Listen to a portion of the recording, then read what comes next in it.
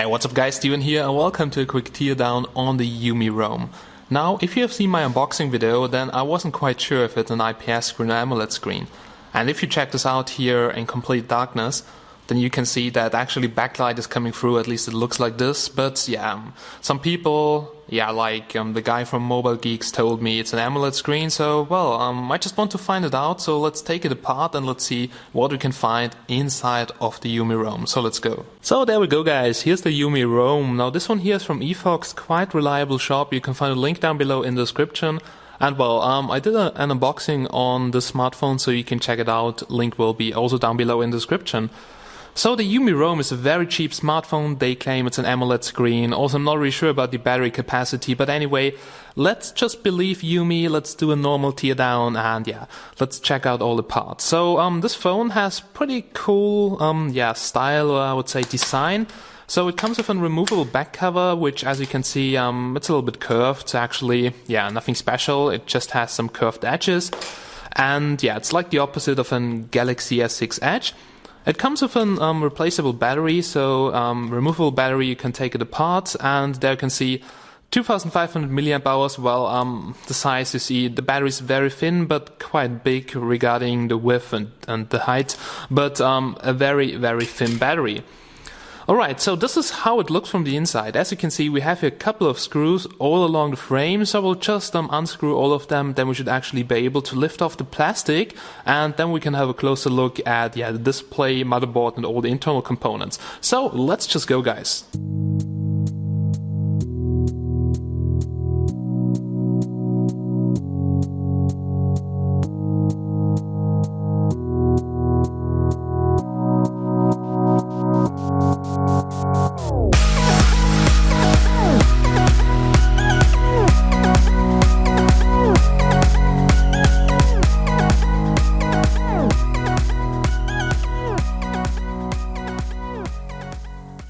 So guys, I've removed all the screws and now it's time to lift off the plastic covers. So we have here a top plastic cover, as you can see, so this one here, and it also has here the antenna connectors on the inside. So here at the top probably GSM antenna, here's another one, and the antenna loops are basically in here, so inside of the back cover. Alright, so this is how it looks like without the top cover. Here we have the bottom cover, but you have to be a little bit careful because there's the speaker, and on the UMi Rome it's soldered here to the main board, as you can see, so be a bit careful, don't lift it off, otherwise you'll probably kill the speaker cables. Now well, here we have buttons, so make sure not to lose them. We have here the power button, which is just a metal part, and here we have the volume rocker, the volume button, which is a bigger metal part. But yeah, that's basically it. So now it's time to somehow remove the speaker here with the bottom part. I will quickly zoom in here so you can see that a little bit better. So here's the bottom PCB. We have here the vibration motor, we have here the micro USB port, and here we have, for instance, the antenna connector. So for the bottom antenna, which is here inside of that plastic bottom cover. Well, speaker here, be careful, as I've told you before.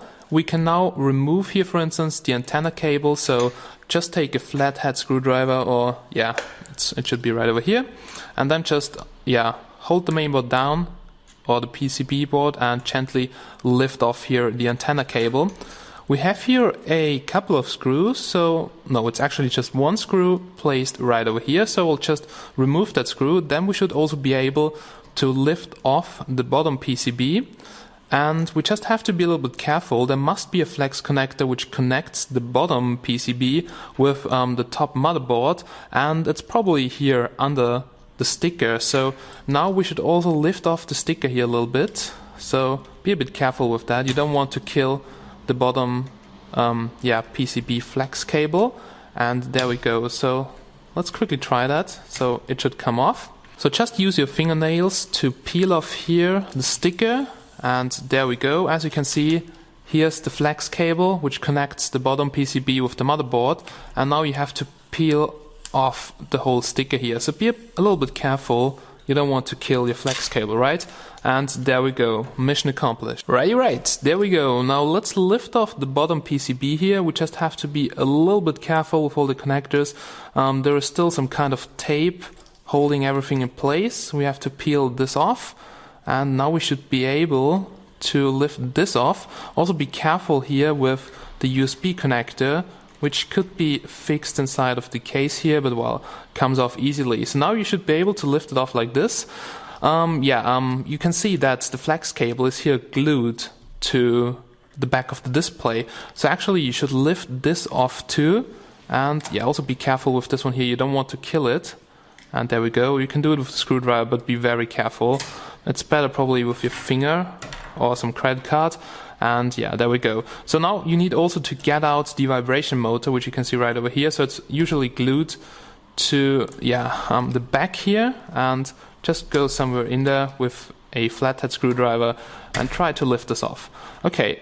Oh, holy crap, I almost killed it, but well, we can still fix that. Well guys, I just fixed the vibration motor. You can see it's back together, and yeah, be a bit careful with that because the glue was really strong. Probably go in here with your screwdriver and then just lift it off. Alright, so we have here the antenna cable from the top, so probably GSM antenna.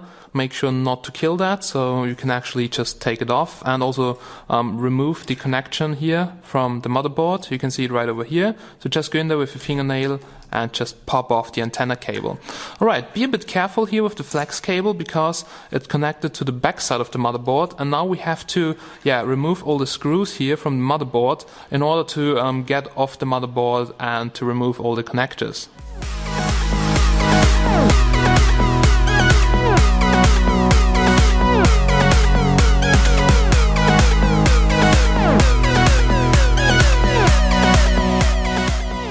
Right guys, I've removed all the screws from the motherboard, so actually we should be able to lift it off, but now we have to check some very important things.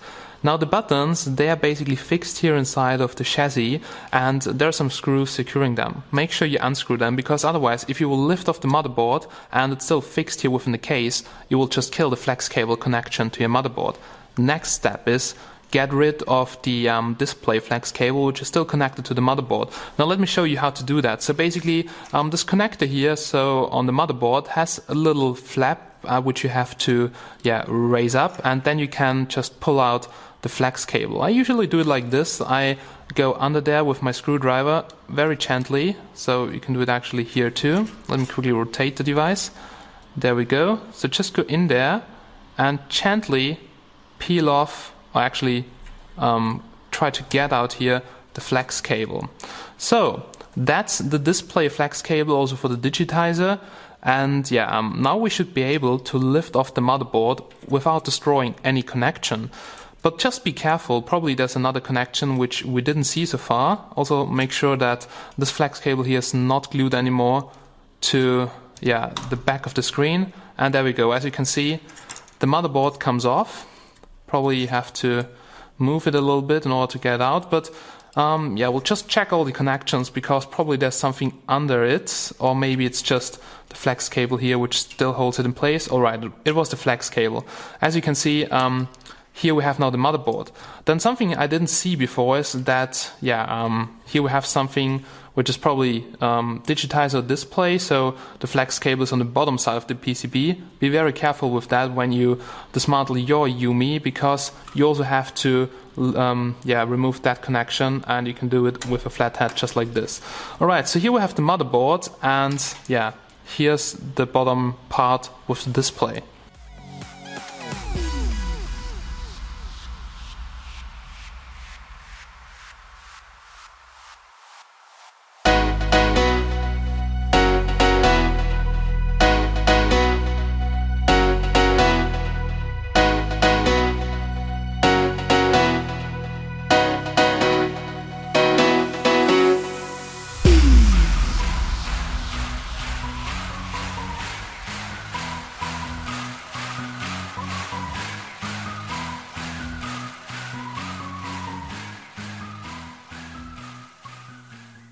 So we removed the metal chassis, which is, by the way, really solid, so the phone has great stability. You can see it right over here, and this one here is almost impossible to bend except with a lot of force. So not like on the Elephone P7000, which I still have in mind because it was the banana phone. Alright, so let's have a closer look now here at the Rome. So as you can see, the glass here and the display is still together. I have to heat it up a little bit more to get the display off without taking damage. So let me quickly do that.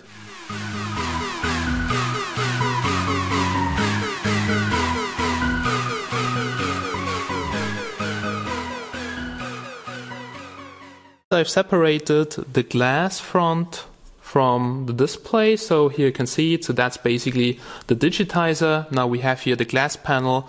Here we have the flex cable, and yeah, digitizer, okay quality, also quite scratch resistant, so it's okay. It's a low budget phone, so don't expect too much. And here we have the display panel. Now, I found on XDA that Styler has posted some display certificate from UMi with a model number, which I couldn't find here on my display. So mine is it depends, I think that's the display number, so not really sure if you can see it, guys. So it says here H5758BLB, okay? So this is what you can find on my display.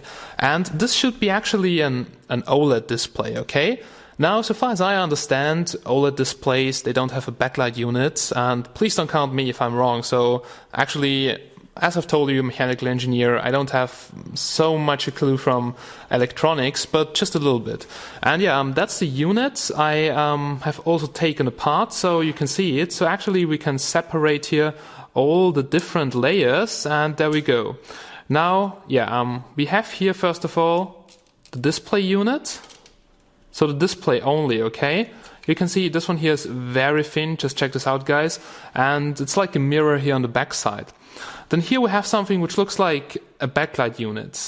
Because, for instance, we also have here a connector. And if you turn this around, so if you actually dismantle all the layers, so here from the inside, you can see we have a couple of those diffusers. We have here also a mirroring plane, however you call that, from the backside, which usually backlight units have. And there we go, we can quickly check this out. So here on the inside we have a couple of LEDs. So sorry for the focus right now, this is autofocus, but you can definitely see we have here LEDs on the inside. So they're basically like an edge backlit unit, an edge backlight unit for some LCDs. Now, I'm not really sure if there are some kind of cheap AMOLEDs which still require backlight, but so far as I know from this technology, they just have a TFT array here on the backside, which is just driving all the OLEDs or something like that. Now, the display is really kind of thin, a little bit thinner than LCDs I have here, but the structure, it looks the same. And also, there's a different number on my unit. It's not stated in the certificate from UMi. So probably I've got a very early version and there's a different display inside, or I'm completely wrong and this is still an OLED. So my question to you guys, to the community, what do you think? LCD or OLED?